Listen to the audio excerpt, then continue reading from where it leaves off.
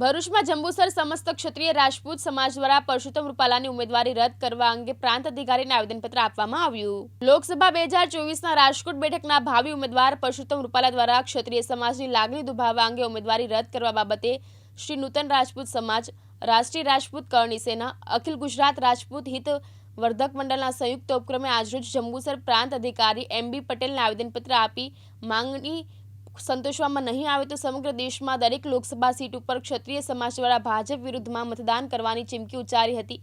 આવેદનપત્ર શ્રી નૂતન રાજપૂત સમાજ પ્રમુખ કમલસિંહ રાજની આગેવાનીમાં આપવામાં આવ્યું હતું, જેમાં સિગામ ઠાકોર, ઉદેસીભા સાહેબ, મંત્રી કૃપાલસિંહ સિંધા ઉપસ્થિત રહ્યા હતા। જય માતાજી।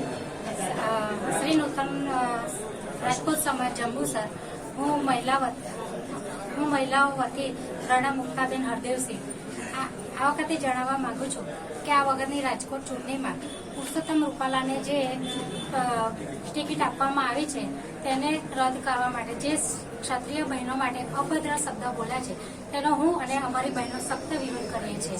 આથી હું શ્રી વડાપ્રધાન નરેન્દ્ર મોદીને જણાવવા માંગુ છું કે આ વખતની રાજપૂત પુરુષોત્તમ રૂપાલાની ટિકિટ રદ કરવામાં આવે અને જો રદ કરવામાં નહીં આવે તો અમે મહિલા બહેન અમારો ક્ષત્રિય સમાજ કોઈ પણ ભાજપને ઓછું મતદાન થશે એવો અમારો પ્રયત્ન રહેશે। નમસ્કાર, જય માતાજી।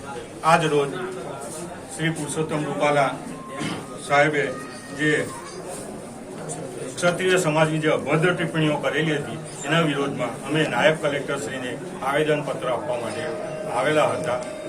સમસ્ત ક્ષત્રિય સમાજ જંબુસર તાલુકો તથા ભરૂચ જિલ્લા વતી અમે આજે આવેદનપત્ર આપ્યું છે।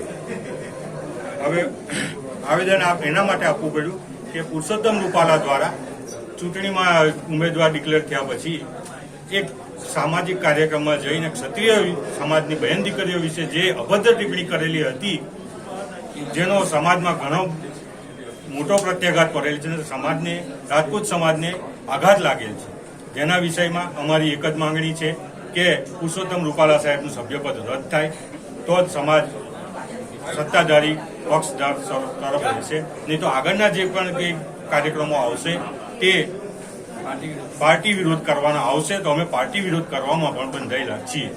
પુરુષોત્તમ રૂપાલાએ જે વાણી વિલાસ કર્યો છે, જેના દરેક સમાજનું સ્વમાન હણાય એવા એ કરેલા નિવેદનો કરેલા છે।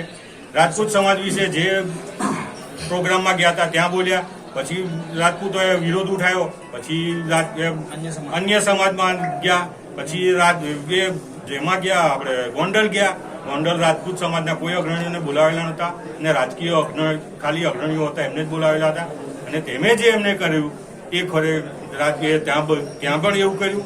પછી ત્યાંથી નીકળ્યા, હવે ખબર પડી કે આ ત્યાંથી ચાલે એમ નથી તો પછી પાછા મોવડી મંદિર પાસે ગયા અને સમાજના બધા લોકોને, રાજકીય નેતાઓને ભેગા કરીને સમાધાન કરવાની કરે છે। હાલની પ્રવૃત્તિ એમની દરેક કુંભ વિશે વૈમનસ્ય પેદા કરી અને સમર્થન હાંસલ કરવાની છે।